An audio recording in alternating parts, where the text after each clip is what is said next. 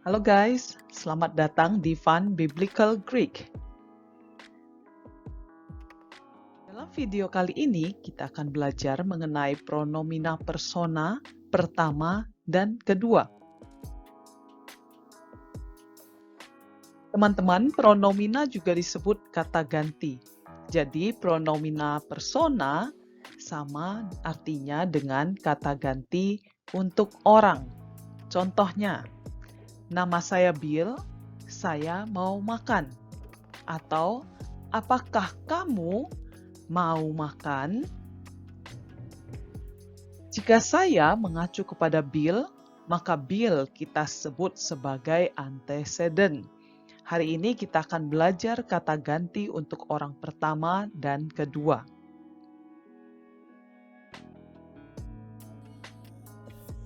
Untuk menentukan kata ganti yang tepat, kita perlu tahu orang keberapa yang akan kita gantikan. Jadi kita harus tahu orang pertama, yaitu orang yang sedang berbicara, atau orang kedua, orang yang diajak berbicara. Baik orang pertama maupun orang kedua akan dibagi menjadi tunggal dan jamak. Teman-teman, yuk mari kita belajar pronomina persona. Sama seperti nomina, kita akan melihat pronomina di dalam 4 kasus, yaitu nominatif, genetif, datif, dan akusatif. Kasus pronomina ini ditentukan dari fungsinya di dalam kalimat. Kemudian kita juga akan melihat jumlah, tunggal atau jamak. Jumlah pronomina ditentukan oleh antecedennya. Yuk sekarang kita belajar pronomina orang pertama tunggal. Ego, saya. Mau, ku. Bajuku, rumahku. Moi, kepadaku. Berbicara kepadaku. Me, ku. Memanggilku. Dan pronomina untuk orang pertama jamak. Hemeis, kami. Kami mengatakan. Hemon, milik kami. Rumah kami. Hemin, kepada kami. Berbicara kepada kami. Hemas, kami. Memanggil kami. Perhatikan bahwa pronomina orang pertama jamak diawali dengan huruf yang sama yaitu he.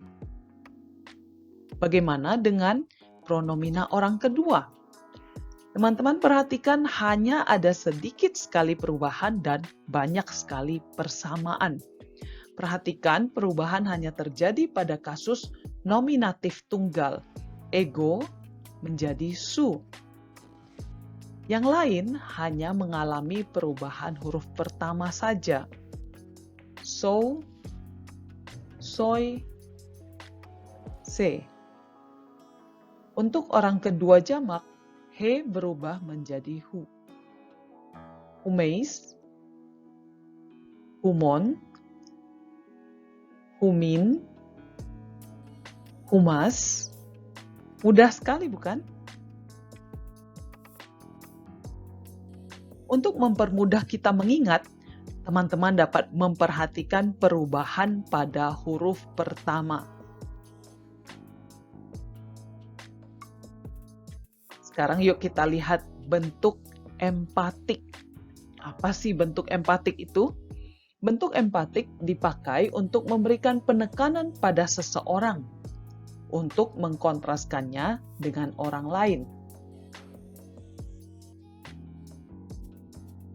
Mari kita lihat kalimat ini. Aku membaptismu di dalam air, tetapi dia akan membaptismu dengan Roh Kudus. Nah, teman-teman, kita bisa melihat ada penekanan pada kata aku dan dia untuk menegaskan suatu perbandingan. Disinilah bentuk empatik dipakai, yaitu dengan untuk menambahkan aksen. Bentuk empatik hanya muncul pada pronomina persona tunggal untuk orang pertama dan orang kedua. Untuk semua kasus kecuali nominatif.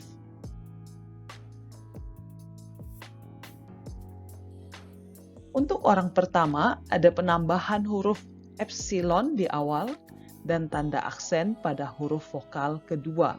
Teman-teman bisa memperhatikan yang diberi tanda biru. Jadi kita akan melihat seperti ini. Hemo, hemoi, dan heme.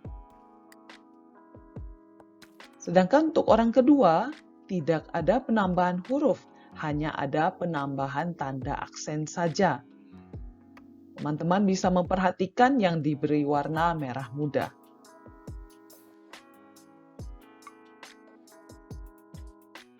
Ya, jika teman-teman sudah mengenali pronomina persona, ayo kita coba menguraikan beberapa dari pronomina ini.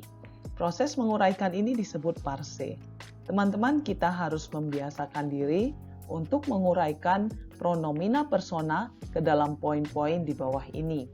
Yang pertama adalah kasus, yang kedua adalah jumlah, dan orang, kemudian bentuk leksikal, dan yang terakhir adalah artinya. Teman-teman sudah siap? Mari kita mencoba. Perhatikan kata ini karena ada awalan maka kita tahu pasti jumlahnya adalah jamak. Karena awalannya adalah he, maka pasti ini adalah orang pertama. Orang pertama memiliki bentuk leksikal ego. Sekarang ayo kita perhatikan kata ini akhirannya adalah min, maka ini adalah kasus datif.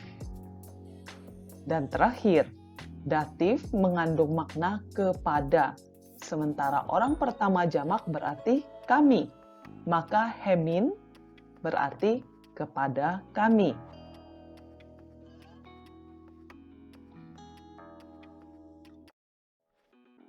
Bagaimana dengan hemo?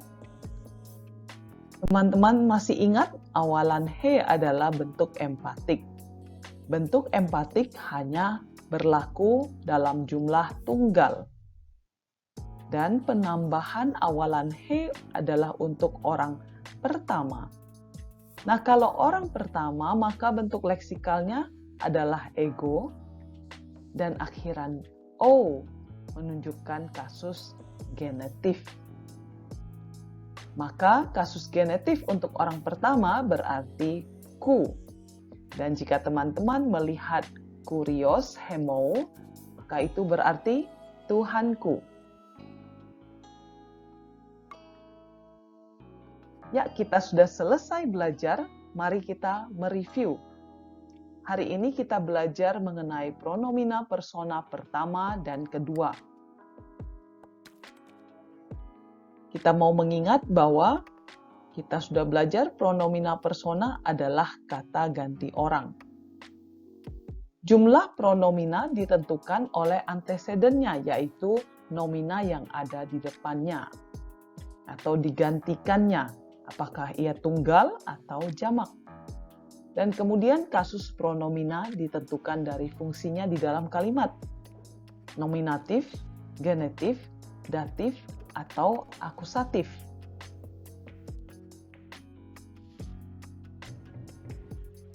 Selamat belajar teman-teman, sampai bertemu lagi di video selanjutnya.